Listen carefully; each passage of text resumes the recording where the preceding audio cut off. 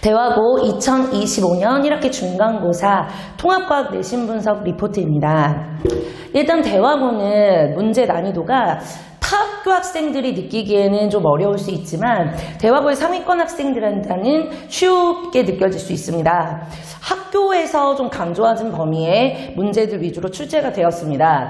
100점, 90점 후반대가 좀 많은 편이라서 1등급 컷은 매우 높습니다. 좀 상하위권의 점수 분리가 좀 크게 난 편입니다. 시험 범위가 이번에 대화고는 매우 적었습니다. 대단원 1의 기본량 문제를 50% 이상 출제하시겠다고 선생님께서 얘기를 하셨었기 때문에 그대로 약속한 대로 나왔고요.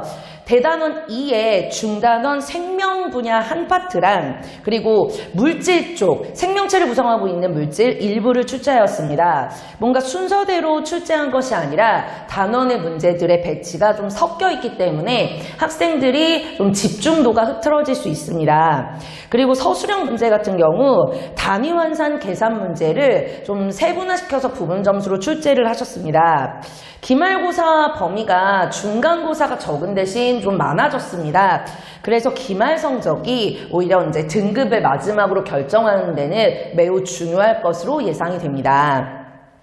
대화고의 대표 문항을 보면 1번에서 3번, 그리고 5번에서 6번, 9번에서 14번, 그리고 논술형 1번 문제가 기본량과 단위 쪽에 1단원 문제의 파트입니다.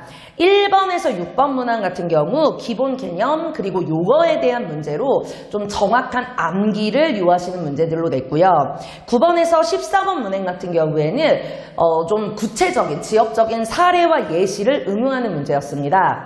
어림이나 측정에 대한 이해 그리고 자료 해석력 그리고 기본량과 유도량의 정확한 관계를 이해해야 적용이 가능한 문제들이었습니다. 논술형 1번 문항은 4개 부분 점수 문항으로 출제가 되었는데요.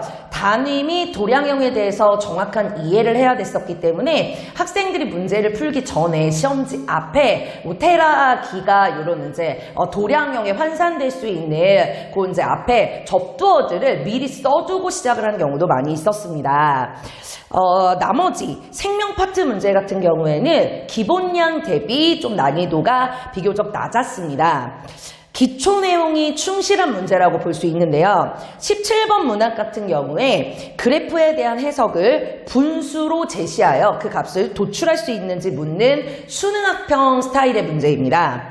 시간과 물질의 농도를 또 효소와 기질의 반응이랑 얼마나 연계를 할 수 있는지 약간 생투랑도 연결시킬 수 있는 문제라고 볼 수 있습니다.